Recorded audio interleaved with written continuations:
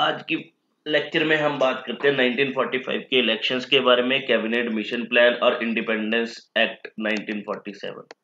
तो लास्ट हमने किया था शिमला कॉन्फ्रेंस जो आपके पास जिसका रिजल्ट अगर बात करें तो शिमला कॉन्फ्रेंस का रिजल्ट जो था वो फेल्ड हुआ था 1945 में ही 25 जून को हेल्ड हुई थी।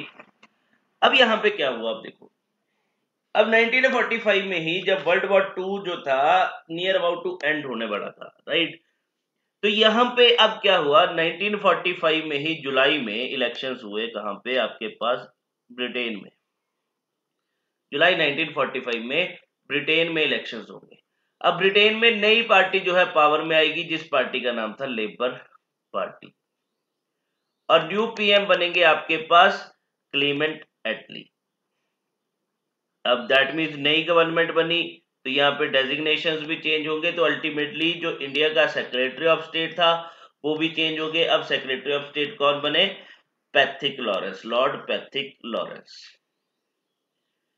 अब जैसे ही नई पावर वहां पे, दैट मीन्स नई गवर्नमेंट जो है पावर में आई ब्रिटेन में, तो अब इन्होंने क्या डिसाइड किया कि इंडिया में भी क्या करवाया जाएगा, इलेक्शंस करवाया जाएगा।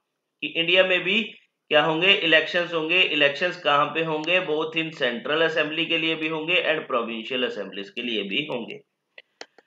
अब ये जो डिसीजन लिया गया इसके बारे में अनाउंस किया जाएगा by the Lord Webel on 19 सितंबर 1945।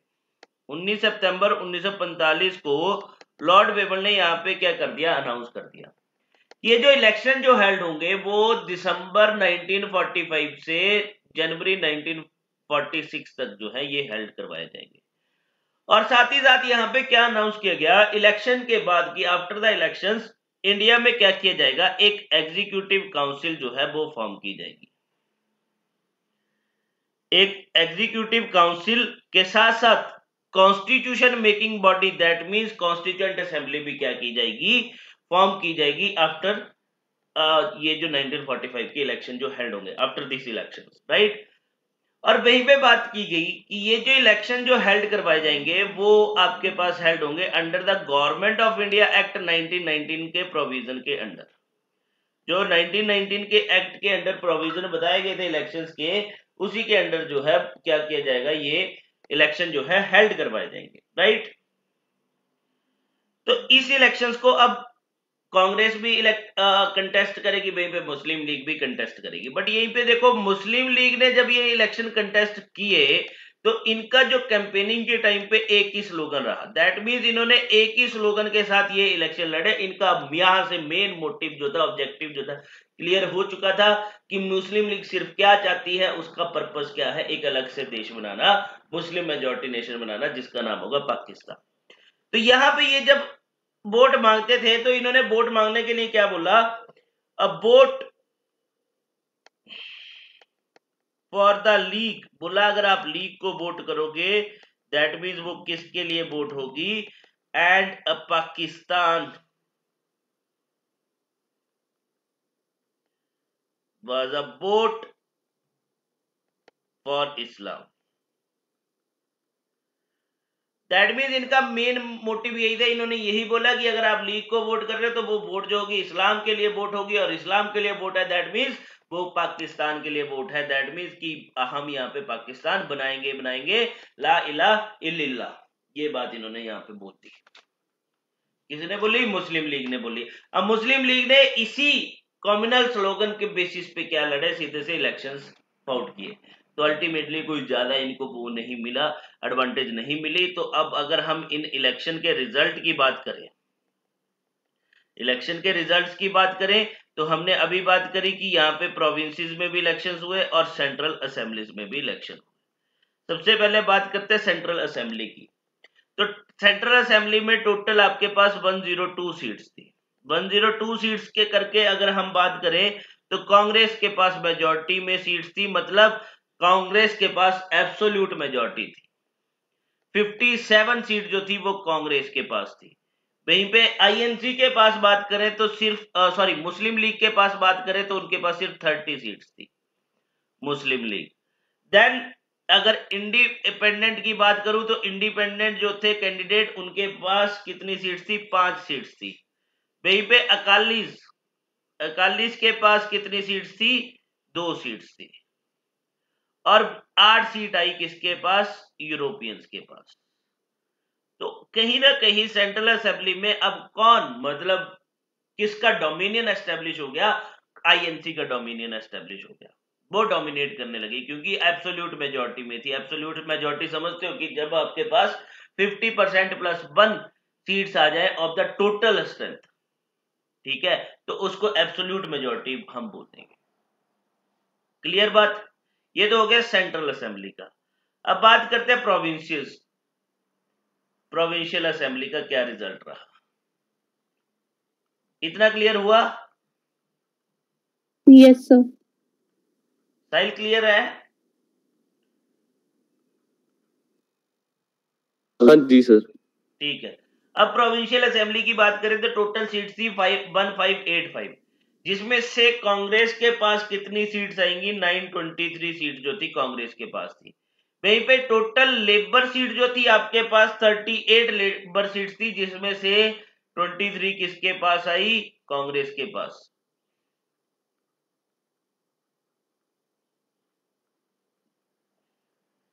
ठीक है, तो ये बात याद रखना। अब टोटल हम बात करते हैं कांग्रेस परफॉर्मेंस की, ओवरऑल कांग्रेस परफॉर्मेंस हम देखते हैं। अब आईएनसी की परफॉर्मेंस की बात अगर हम करें, ठीक है, तो अब कांग्रेस की थ्रू आउट इलेक्शंस में आईएनसी जो थी वो सिंगल लार्जेस्ट पार्टी और एमर्ज हुई थी एज द लार्जेस्ट पार्टी। हमने सेंट्रल असेंबली में भी देखा कि लार्जेस्ट पार्टी बन के एमर्ज हुई थी। ठीक है, अब ये अलायंस में भी कोई वहां पे नहीं बना सकता था, पार्टी नहीं बना सकता, गवर्नमेंट नहीं बना सकता था। तो यहां पे बात करें, कांग्रेस ने टोटल 91.3% सीट जो थी वो सिक्योर की थी of non Muslim votes. Non Muslim votes का टोटल 91.3% सीट जो थी किस, मतलब वोट जो थी वो किसने सिक्योर की थी? कांग्रेस के पास थी, राइट। अब बात करें इसकी मेजॉरिटी की, तो अगर प्रोविंसेस में बात करें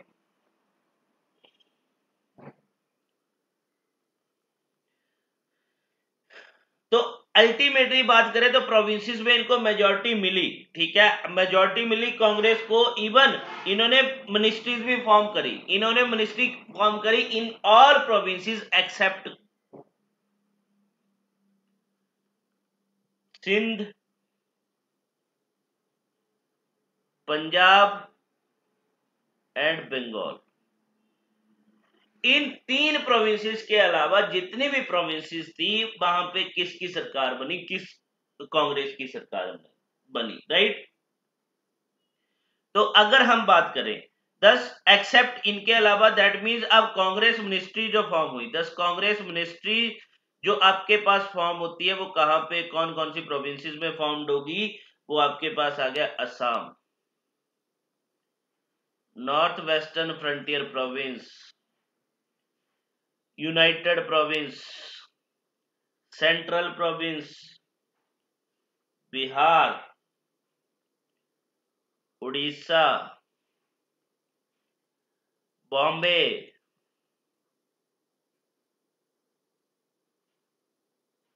मैड्रास और मद्रास। तो यहां पे इन प्रोविंसेस में किसकी मिनिस्ट्री फॉर्म होती है? तो देखो, ये नहीं आपसे, या पूछ भी सकता है कि किस में नहीं हुई थी। अगर हम ये भी याद रख लेंगे ना कि किन में प्रोविंसेस में, किन प्रोविंसेस में नहीं बनी थी, सिंध, पंजाब एंड बंगाल, तो वहां पे ऑप्शन में होगा कि कांग्रेस मिनिस्ट्री जो है किस में नहीं बनी थी। तो यहाँ पे Assam north western frontier province दे देंगे, उड़ीसा दे देंगे, बॉम्बे दे देंगे, वहां पे साथ में पंजाब दे देंगे। तो अगर हमें याद होगा कि पंजाब में नहीं बनी थी तो हमारा आंसर वहीं से सही हो जाएगा। क्लियर बात? Yes sir. हाँ जी सर। चलो अब बात करते हैं लीग परफॉर्मेंस की। मुस्लिम लीग की क्या परफॉर्मेंस रही इन इलेक्शंस में?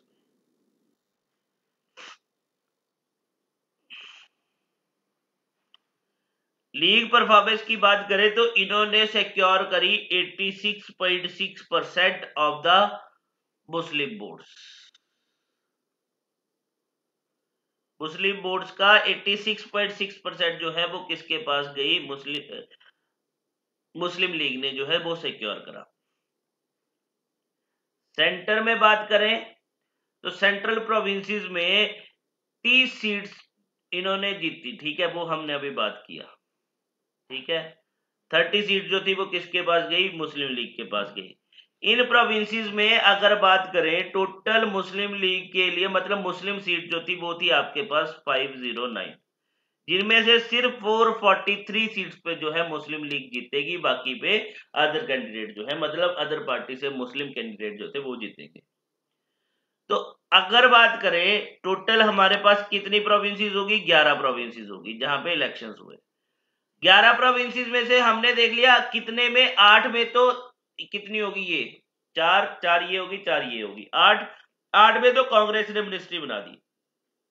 अब 11 में से रहेगी रिमेनिंग 3। अब 3 में से सिर्फ इन्होंने जो मिनिस्ट्री फॉर्म करी वो फॉर्म करी इन्होंने सिर्फ 2 में, बंगाल एंड सिंध में, ठीक है। मतलब 8 में तो किसने बनाई, कांग्रेस ने बनाई। अब रहेगी रिमेनिंग 3 में से सिंध एंड बंगाल में कौन मिनिस्ट्री फॉर्म करेगा, मुस्लिम लीग ने मिनिस्ट्री फॉर्म करी, ठीक है।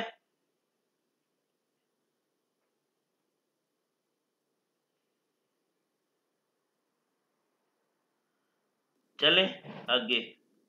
अब देखो, अब बात करें नॉर्थ वेस्टर्न फ्रंटियर प्रोविंस में, north western frontier province and Assam में,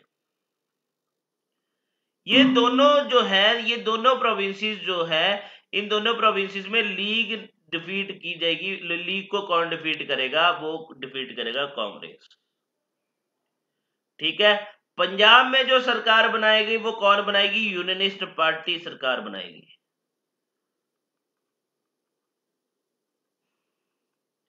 ठीक है। अब देखो यहाँ पे ना नॉर्थ वेस्टर्न फ्रंटियर प्रोविंस की बात करते हैं। नॉर्थ वेस्टर्न फ्रंटियर प्रोविंस, क्योंकि देखो इसकी बात क्यों कर रहा हूँ, यहाँ पे भी क्या थी, मुस्लिम पॉपुलेशन थी, फिर भी यहाँ पे कांग्रेस जीतेगी, कांग्रेस डिफीट करेगी मुस्लिम लीग को। अब यहाँ पे देखो, यहाँ पे नॉर्थ वेस्टर्न फ्रंटियर प्रोविंस, ये वाला जो रीजन है ना, अगर तुम देखोगे आजाद कश्मीर वाला जो रीजन है उसके ऊपर, ठीक है, तो यहाँ पे और पीओके वाला जो रीजन है, तो इसके ऊपर जो ये जो लोग हैं यहाँ पे मेनली पठान आपको मिलेंगे, पठान। अब ये जो पठान जो थे ये किसके फॉलोअर थे, मेनली गांधी को पसंद करते थे, ये गांधी के फॉलोअर थे। तो यहाँ पे पठान का लीडर है बादशाह खान,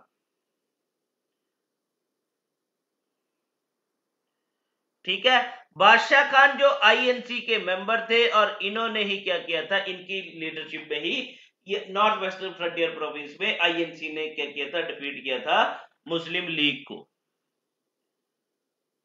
क्लियर बात। हाँ जी सर। अब देखो हमने बात करी कि पंजाब में किसने सरकार बनाई, पंजाब में यूनियनिस्ट पार्टी जो है वो गवर्नमेंट फॉर्म करेगी। बट इंटरेस्टिंग बात देखो क्या थी कि पंजाब में अगर बात करें, जो सिंगल लार्जेस्ट पार्टी जो इमर्ज हुई थी वो मुस्लिम लीग ही हुई थी। मुस्लिम लीग ही वहां पे सिंगल लार्जेस्ट पार्टी इमर्ज हुई थी, बट वो फिर भी वहां पे मिनिस्ट्री नहीं फॉर्म कर सकी, सरकार नहीं बना सकी। अब हुआ क्यों था, ऐसा क्यों हुआ, क्योंकि यहां पे क्या हुआ, कोलिजन होगी, अलायंस होगी। पंजाब में कोलिजन होगी, किसके बीच में, अलायंस फॉर्म होगी between the Akalis and unionist party के बीच में। किस लीडरशिप के अंडर, किस लीडर के अंडर, खीजर हयात के अंडर। अब ये खीजर हयात जो थे यूनियनिस्ट पार्टी के मेंबर थे, और फिर खीजर हयात की लीडरशिप में यहाँ पे सरकार बनेगी पंजाब में। दैट मीन्स मुस्लिम लीग जो है अब सरकार नहीं बना पाएगी, कहां पे, पंजाब में। तो ये बात भी याद रखना। तो खीजर हयात की लीडरशिप में पंजाब में सरकार बनी थी, चाहे मुस्लिम लीग वहां पे लार्जेस्ट पार्टी ही क्यों ना इमर्ज हुई थी, राइट। ये बात क्लियर। हाँ जी सर। Yes sir. अब चलते हैं, ये हो गया 1945 का इलेक्शन। अब इसके बाद आएगा आपके पास cabinet mission plan. Cabinet mission plan की बात करें तो कैबिनेट मिशन प्लान जो है हमारे पास आता है 1946 में,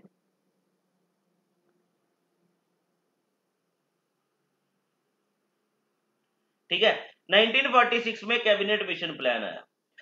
अब जिसका मेन ऑब्जेक्टिव क्या था,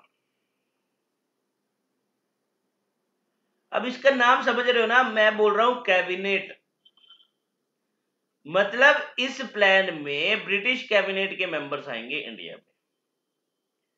अब ब्रिटिश कैबिनेट के मेंबर्स इंडिया में आए विद एन ऑब्जेक्टिव कि हम यहाँ पे क्या करेंगे, फाइंड आउट करेंगे वेज और मेजर्स कि जिसके थ्रू सुटेबल वेज और मेजर जो है फाइंड आउट करेंगे कि हम यहाँ पे क्या कर सकें, पीसफुल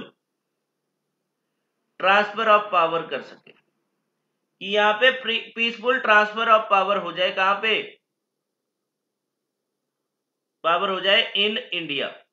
इंडिया में जो है पीसफुल ट्रांसफर ऑफ पावर कर सके हम उनके लीडर्स के हाथ, राइट।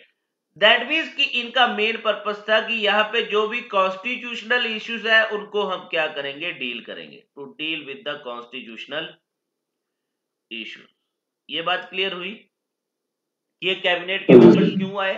उनका मेन पर्पस था कि इनको क्या करना है, यहाँ पे मेजर्स और वेज फाइंड आउट करने की कैसे हम यहाँ पे ट्रांसफर ऑफ पावर जो है इंडिया में कर सकेंगे विद पीसफुल मींस के थ्रू, और जो भी कॉन्स्टिट्यूशनल इश्यूज हैं इंडिया में उनको हमें सेटल डाउन करना है, right.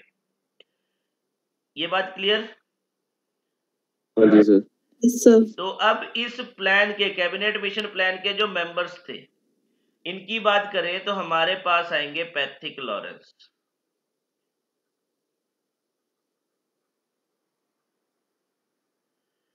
Secretary of state,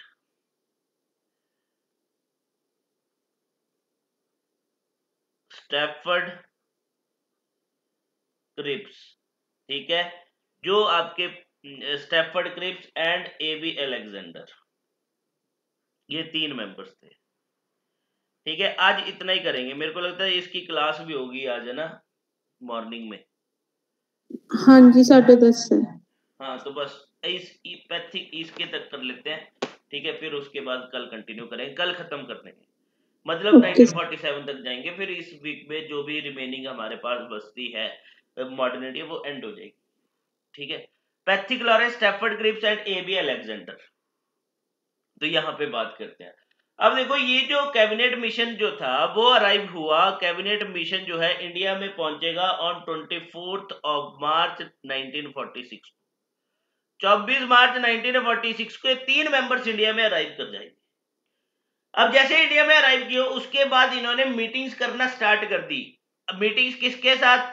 viceroy जो थे इंडिया के उनके साथ, अलॉन्ग विद जो मोस्ट इंपॉर्टेंट जो इंडियन नेशनल लीडर्स थे, चाहे वो मुस्लिम लीग के थे, हिंदू महासभा के थे, आईएनसी के थे, उनके साथ, और जितने भी इंडियन लीडर्स थे, इंपॉर्टेंट इंडियन लीडर्स थे, उनके साथ क्या किया इन्होंने, डिस्कशंस की। अब उनके साथ जब डिस्कशंस हुई, अब उसका जो रिजल्ट निकला, डिस्कशंस के बाद जो रिजल्ट निकला, और वी कैन से जो कंक्लूजन निकला, ठीक है, उस कंक्लूजन को इन्होंने क्या कर दिया, एक स्टेटमेंट में मेंशन कर दिया, ठीक है, इंक्लूड कर दिया एक स्टेटमेंट में, और वो स्टेटमेंट जो है इशूड कर दी। अब जब वो स्टेटमेंट इशूड की गई तो उस स्टेटमेंट को किस नाम से बोला गया, कैबिनेट मिशन प्लान, ठीक है। और ये स्टेटमेंट जो इशूड की गई, कब इशूड की गई, ऑन 16 मई 1946 को। ये बात समझे कि मैंने क्या बोला, कि मान लो हम लोगों के बीच में क्या हुआ, कोई डिस्कशन हुई, लास्ट में हमने क्या किया, उस डिस्कशन को जो भी रिजल्ट निकला उसको हमने एक पेपर में नोट डाउन कर लिया, और उसको बाद में क्या कर दिया, इशूड कर दिया कि ये जो है हमारा इसका रिजल्ट है, ठीक है। तो वो जो इशू किया गया उस स्टेटमेंट को, वो कब किया गया, और 16 मई 1946 को, तो उस स्टेटमेंट को किस नाम से जाना गया, कैबिनेट मिशन प्लान के अंदर, राइट, उसको बोला गया कि ये है कैबिनेट मिशन प्लान। अब देखो इस कैबिनेट मिशन प्लान के अंदर क्या इंक्लूड किया गया, प्रपोजल क्या बोल रहा था, अब यहां से बात समझना। अब इन्होंने क्या बोला कि सबसे पहले हम क्या करेंगे, एग्जामिन करेंगे, एग्जामिनेशन की जाएगी of the scheme of Pakistan and it's rejection.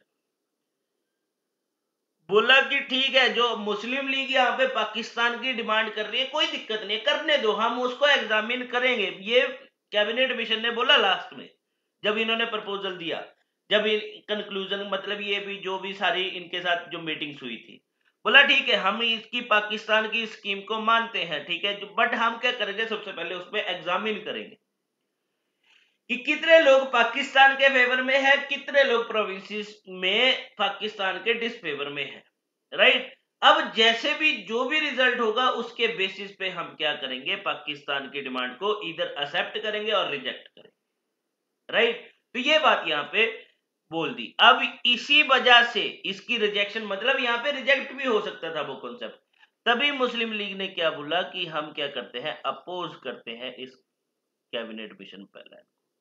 इन्होंने अपोज किया इस कैबिनेट मिशन प्लान को। सेकंड यहां पे बात करें तो सेकंड प्रपोजल इन्होंने दिया long term plan. Long term plan की बात करेगी। एंड थर्ड प्रपोजल जो था आपके पास शॉर्ट टर्म प्लान था। ये तीन प्लान यहां पे दिए गए, long term and short term. Long term plan बात कर रहा था, that means making of constituent assembly की, यहाँ पे एक कॉन्स्टिट्यूशन मेकिंग बॉडी बनेगी, कॉन्स्टिट्यूएंट असेंबली बनेगी जो इंडिया के लिए क्या बनाएगी, कॉन्स्टिट्यूशन जो है वो ड्राफ्ट करेगी। शॉर्ट टर्म प्लान में इन्होंने बात करी कॉन्स्टिट्यूट की जाएगी इंडिया में एज जितनी जल्दी हो सकता है इंटीरियम गवर्नमेंट, मतलब शॉर्ट पीरियड में ही एक इंटीरियम गवर्नमेंट जो है वो कॉन्स्टिट्यूट की जाएगी। तो ये प्रपोजल जो है कैबिनेट मिशन ने दिए अपने इस प्लान में, ठीक है। ये बात क्लियर इतनी? हाँ जी सर। Yes sir. तो अब देखो यहां पे बात करते हैं रिजल्ट की। तो अब ये जो कैबिनेट मिशन का जो प्लान था, ये इसका रिजल्ट क्या निकला, इट वाज फेल्ड। फेल्ड क्यों हुआ, क्योंकि मुस्लिम लीग ने इसको, सबसे पहले तो बात करते हैं मुस्लिम लीग ने इसको अपोज किया, किसकी वजह से, इस पॉइंट की वजह से जो हमने बात करी थी, ठीक है। तो यहां पे फिर मुस्लिम लीग ने क्या डिसाइड कर लिया, इन्होंने बोला कि आप चाहे रिजेक्ट करो हमें फर्क नहीं पड़ता कि आप बोल रहे एग्जामिन करना है। तो यहां पे मुस्लिम लीग ने सीधा से रिप्लाई किया कैबिनेट मिशन को, इन्होंने सीधा से रिप्लाई किया कि लेकर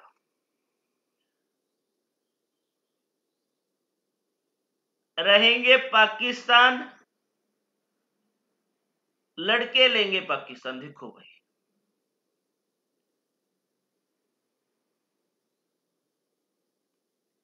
लेकर रहेंगे पाकिस्तान, लड़के लेंगे पाकिस्तान, ये बात बोल दी गई। मतलब यहां पे मुस्लिम लीग ने ना सीधा से सीधा अल्टीमेटम दे दिया। ये अल्टीमेटम किसको दिया, ब्रिटिश गवर्नमेंट को नहीं दिया, ये दिया हिंदूज को। कि बोला पाकिस्तान तो हम लेके रहेंगे, चाहे ब्रिटिशर जो मर्जी बोल दे, पाकिस्तान हम तुमसे लेके ही रहेंगे, चाहे हमें उसके लिए लड़के क्यों ना लेना पड़े। तो अब यहाँ पे क्या किया गया, अब जब ये बात बोली गई तो मुस्लिम लीग ने यहाँ पे अब अर्ज किया, लोगों को बोला, मुस्लिम्स को बोला कि अब हम क्या ऑब्जर्व करेंगे। ये बात है 29 जुलाई 1946 की, जब मुस्लिम लीग ने यहां पे अर्ज किया अपने लोगों से कि हम क्या करेंगे, ऑब्जर्व करेंगे डायरेक्ट एक्शन डे। फिर इसके रिजल्ट में डायरेक्ट एक्शन डे जो है वो ऑब्जर्व किया गया कि हम लेकर रहेंगे पाकिस्तान, लड़के लेंगे पाकिस्तान। और ये जो डायरेक्ट एक्शन डे जो ऑब्जर्व किया जाएगा, ये 16 अगस्त 1946 को किया जाएगा। ये इस डेट को बोल दिया इन्होंने 29 जुलाई को। मतलब डायरेक्ट एक्शन डे के मतलब क्या था कि हम यहाँ पे पाकिस्तान लेंगे, ये हमारा डायरेक्ट एक्शन होगा, लड़के लेंगे। तो अल्टीमेटली इस डे को एक और नाम से बोला जाता है, इस कैलकाटा ग्रेट कैलकाटा किलिंग के नाम से भी जाना जाता है, ग्रेट कैलकाटा किलिंग, ठीक है। और इस डे को black day in the history of India के नाम से भी जाना जाता है। इस दिन बहुत से हिंदू को मारा गया था, ठीक है, कलकत्ता में बाय द मुस्लिम, राइट। तो ये जो था that means direct action day जो था, ये सीधा सा सीधा इनविटेशन था फॉर किसके लिए, वायलेंस के लिए। तो ये हुआ था इसके रिजल्ट में डायरेक्ट एक्शन डे। ये बात क्लियर हुई? हाँ जी सर। चलो इसके बाद बात करते हैं इंटीरिम जो शॉर्ट टर्म प्लान था इंटीरिम गवर्नमेंट की on 2nd of September 1946,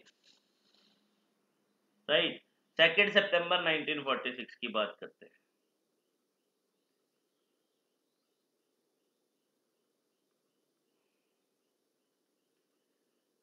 इंटीरिम government जो है वो फॉर्म होती है 2nd सितंबर 1946 को। टोटल 14 मेंबर्स थे, जिसमें से 6 मेंबर जो थे वो आईएनसी के थे। मतलब ये सारे के सारे मेंबर जो थे नॉमिनेटेड थे। तो 6 मेंबर्स नॉमिनेट किए किसने? आईएनसी ने। इन 6 में इंक्लूडिंग मतलब इंक्लूड थे कौन? शेड्यूल कास्ट के मेंबर्स भी इंक्लूड, राइट।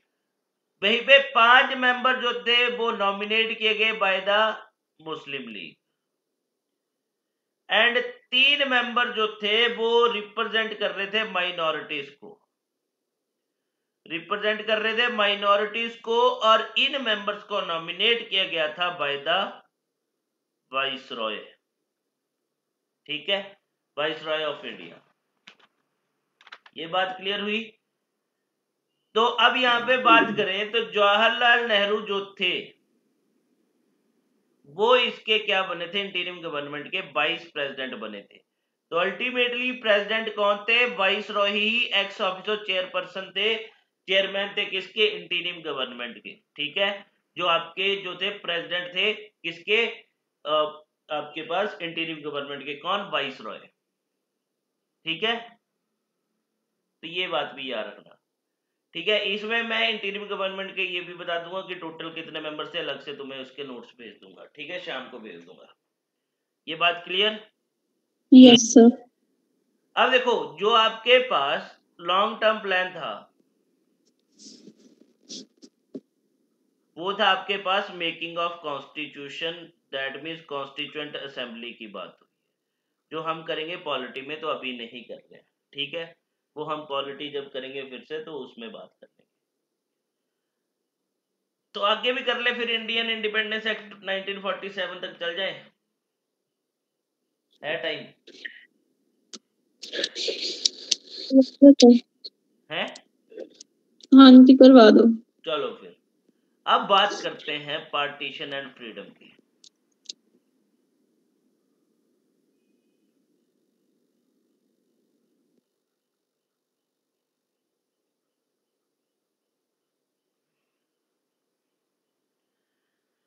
अब सबसे पहले यहां पे बात स्टार्ट होगी कब? एटली भाई साहब के अनाउंसमेंट से।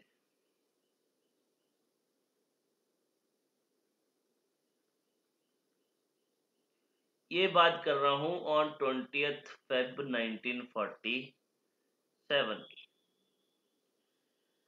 अब यहां पे क्या हुआ? क्योंकि यहां पे एटली भाई साहब ने इन the House of Commons, house of common, जैसे हमारे यहाँ पे लोकसभा है ना, वैसे उनके पास बोलते हैं हाउस ऑफ कॉमन। उसमें एटली भाई साहब ने अनाउंस किया, उसमें उन्होंने क्या बात करी कि बोला ब्रिटिश जो है वो क्या कर देंगे, ब्रिटिश जो है इंडिया को लीव कर देंगे, कब तक? बाय 30th of June 1948 तक। मतलब हम इंडिया से अपने आप को विड्रॉ कर लेंगे बाय 30 जून 1948 तक, बोला। और इसको इंप्लीमेंट करने के लिए मैं क्या कर रहा हूं, यहां पे माउंटबेटन को, लॉर्ड माउंटबेटन को अपॉइंट कर रहा हूं as the viceroy of India. तो अल्टीमेटली अब जो लॉर्ड वेवल थे उनको रिप्लेस कर दिया गया विद लॉर्ड माउंटबेटन के साथ, ठीक है। लॉर्ड माउंटबेटन को वाइस रॉय जो है वो अपॉइंट कर रहा हूं इस प्लान को एग्जीक्यूट करने के लिए, ठीक है। तो यहां पे अब क्या बोल दिया गया कि बोला जब हम विड्रॉ करेंगे अपने आप को बाय 30 जून 1948 तक, तो अल्टीमेटली हम यहाँ पे ट्रांसफर ऑफ पावर करेंगे। तो यहाँ पे लॉर्ड माउंटबेटन को सीधी सी इंस्ट्रक्शन थी कि जब भी यहाँ पे पावर जो ट्रांसफर की जाएगी,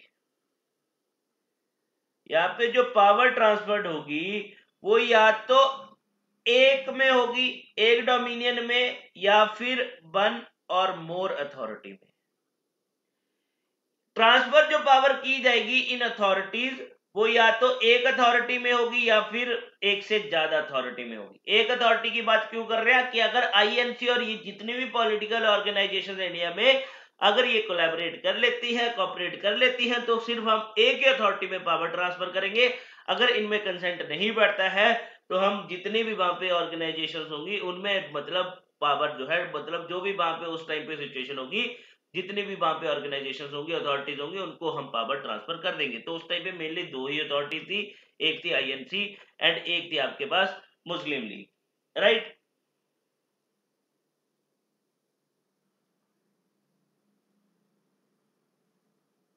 ठीक है, ये बात क्लियर हुई। हाँ जी। तो अब देखो ये लॉर्ड माउंटबेटन भाई साहब जो है 22 ऑफ जैन 1947 को 22 of Jain, sorry 22 of Jain कहां बोल रहा हूं, मार्च 22 ऑफ मार्च 1947 को लॉर्ड माउंटबेटन जो है वो इंडिया में अराइव करेंगे, इंडिया में अराइव करे, और ये इस प्रपोजल के साथ आए, जो प्रपोजल जो था ब्रिटिश गवर्नमेंट ने वहां पे मतलब बात करी थी इंग्लैंड में। ठीक है, तो अब इस प्रपोजल के साथ आए, दैट मीन्स इनका मेन पर्पस क्या था इंडिया में आना, कि ये इनको क्या करना था, बाइंड अप करना था। बाइंड अप करना था क्या, जो भी ब्रिटिश राज था इन इंडिया में, राइट, उसको बाइंड अप करना था। तो यहां पे देखो अब बात करते हैं, तो ये प्रपोजल लेके आए जिसको हम बोलेंगे माउंटबेटन प्लान और पार्टीशन प्लान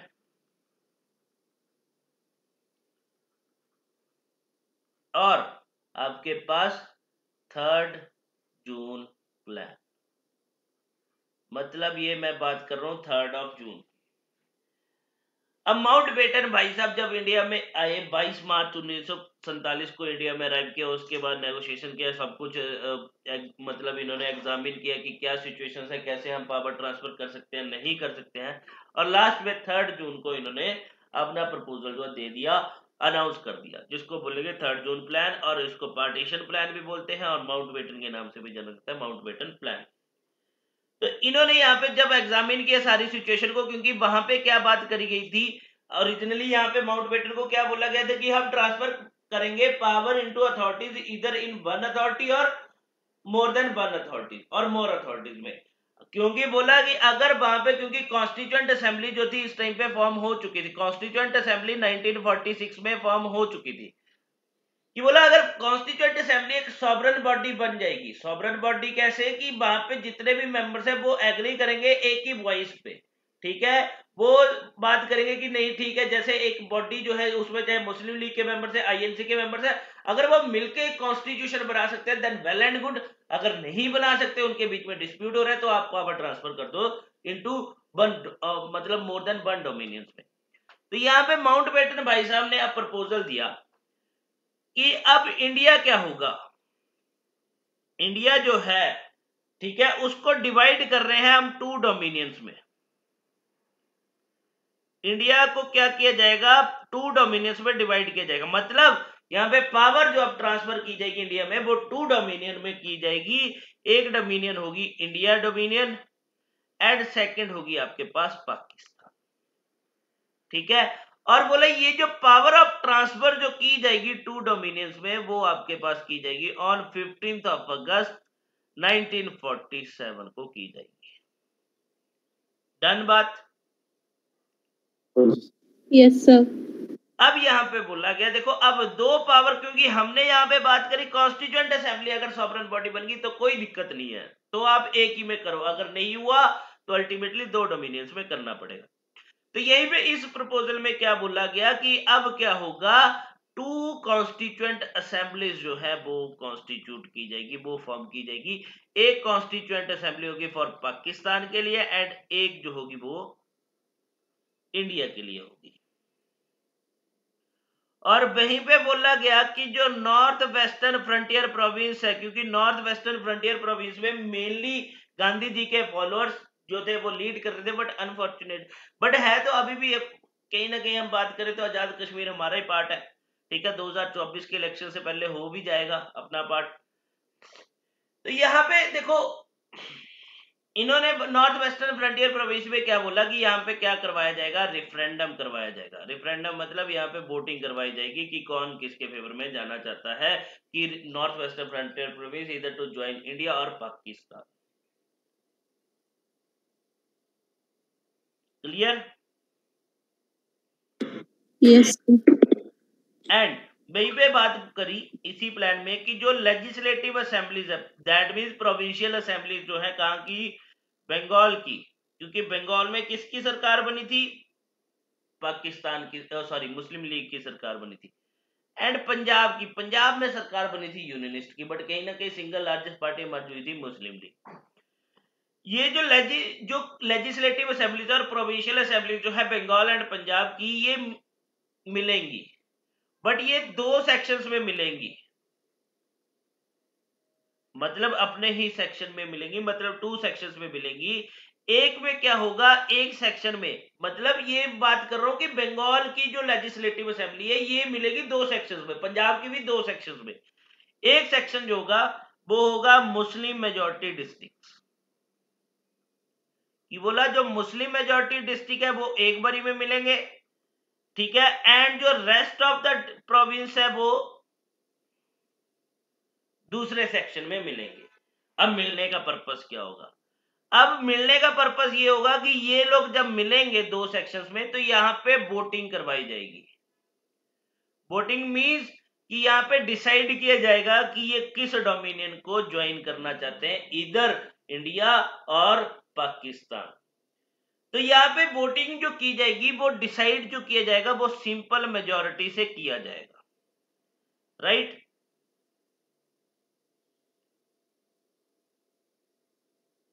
ये बात क्लियर हुई? यस सर हाँ जी सर। अब देखो यहाँ पे बोला गया कि देखो 2 सेक्शन के बीच में मिलाने का क्या मतलब, रीजन क्या था। एक तो देखो मुस्लिम मेजॉरिटी डिस्ट्रिक्ट आगे, एक आगे रेस्ट ऑफ द प्रोविंस, मतलब इनका मेन पर्पस क्या था कि इनसे अलग अलग, इनसे क्या लेनी थी, इनकी कंसेंट लेनी थी कि ये क्या चाहते हैं कि जो मुस्लिम मेजॉरिटी डिस्ट्रिक्ट है और रेस्ट ऑफ द प्रोविंसेस जो है इनको अलग कर दिया जाए कि एक ही रखा जाए, कि ये दोनों को सेपरेट कर दिया जाए कि नहीं किया जाए, राइट? अगर ये दोनों एग्री करते थे फॉर पार्टीशन के लिए तो बोला कि दोनों को क्या कर दिया जाएगा, अलग कर दिया जाएगा, अदरवाइज हम क्या रखेंगे, सेम ही रखेंगे, ठीक है। यस सर सेकंड यहाँ पे नेक्स्ट यहाँ पे बात करी कि यहाँ पे क्या किया जाएगा, setting up of boundary commission. तो यहाँ पे 2 बाउंड्री कमीशन जो है वो अपॉइंट किए गए थे, किसके अंडर, लीडरशिप के अंडर, रेड क्लिफ की लीडरशिप के अंडर। अब देखो ये जो बाउंड्री कमीशन जो किए गए थे इसकी जो मीटिंग्स हुई है वो कहाँ पे हुई है, रेड क्लिफ की जो मीटिंग हुई है, चाहे मैकमोहन लाइन के टाइम पे जो मीटिंग्स हुई है वो सारी शिमला में हुई थी कि कैसे डिमार्केशन ऑफ बाउंड्रीज करेंगे, किस कहाँ पे हुई है, यूनाइटेड सर्विस क्लब है शिमला में, वहां पे ये सारी मीटिंग्स हुई है, यूनाइटेड सर्विस क्लब। क्लियर बात?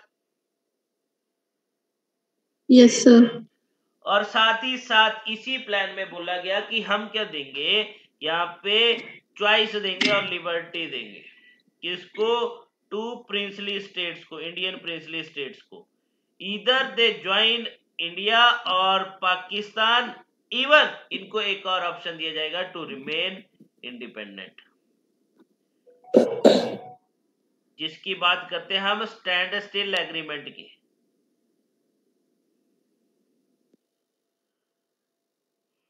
कि मतलब इधर इंडियन प्रिंसली स्टेट जो थे उनको एक ऑप्शन दे दिया कि उनकी मर्जी, वो इंडिया को ज्वाइन करना चाहते करो, पाकिस्तान को करना चाहते करो, नहीं करना मत करो, बोला तुम्हें कोई फोर्स नहीं करेगा, तुम इंडिपेंडेंट रहना चाहते हो तुम इंडिपेंडेंट रह लो। फॉर एग्जांपल जैसे जम्मू कश्मीर ने बोला कि मैं इंडिपेंडेंट रहूंगा, हैदराबाद ने बोला मैं इंडिपेंडेंट रहूंगा, ठीक है, तो वो किसके अंडर, इसी प्रोविजन के अंडर जो थे उन्होंने यहाँ पे इंश्योर किया था कि हम जो है ना तो नीदर ज्वाइन इंडिया और नॉर पाकिस्तान, राइट? तो ये था आपके पास माउंटबेटन प्लान। अब इसके बाद इंडियन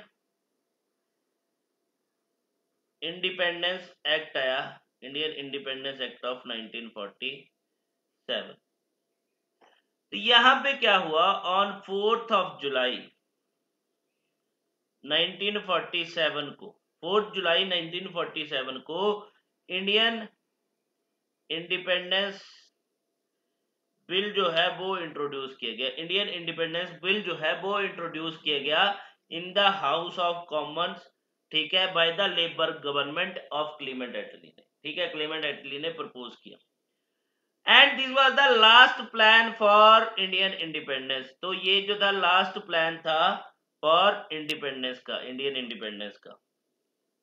और इस बिल को रॉयल एसेंट जो मिलेगी वो कब मिलेगी, ऑन 18th of July 1947 को मिलेगी। तो ये बात भी याद रखना, ठीक है। अब इसी बिल के अंदर देखो इसके फीचर्स की बात करते हैं।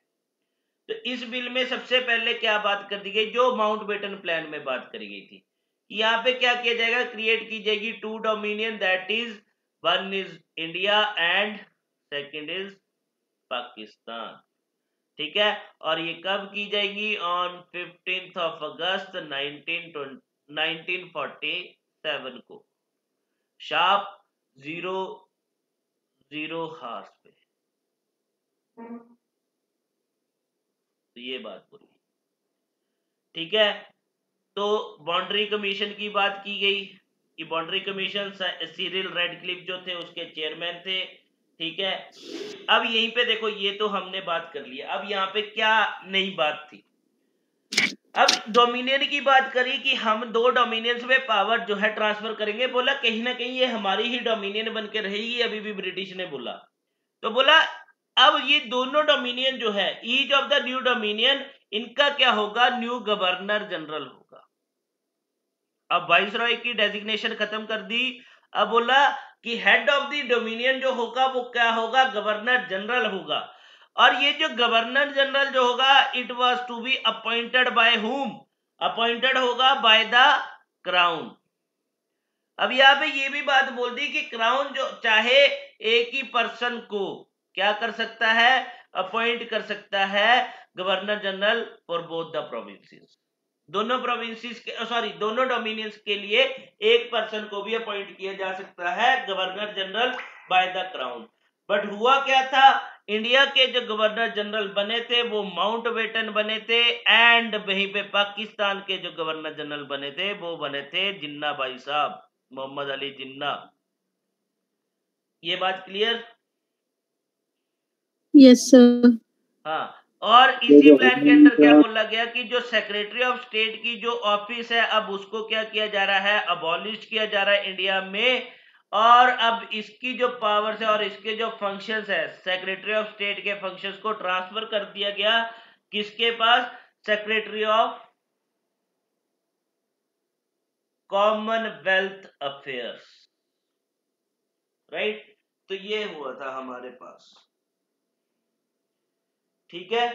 तो देखो फर्स्ट गवर्नर जनरल जो बने थे इंडिपेंडेंट इंडिया के, वो बने थे माउंटबेटन, ठीक है। सेकंड और लास्ट गवर्नर जनरल जो बने थे और मतलब फ्री इंडिया के, वो कौन बने थे, सी राजा गोपालचारी, जो हमने बात करी थी, ठीक है।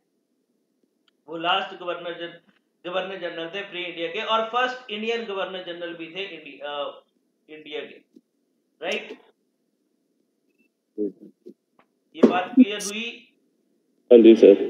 चलो, तो अब हमारे पास जो है 1947 तक हो गया। अब कल जो हम टॉपिक करेंगे वो हम करेंगे आजाद हिंद फौज के बारे में, देखेंगे पूरा, राइट। कल का टॉपिक ये रहेगा हमारा। तो that's all for today, thank you. Thank you sir.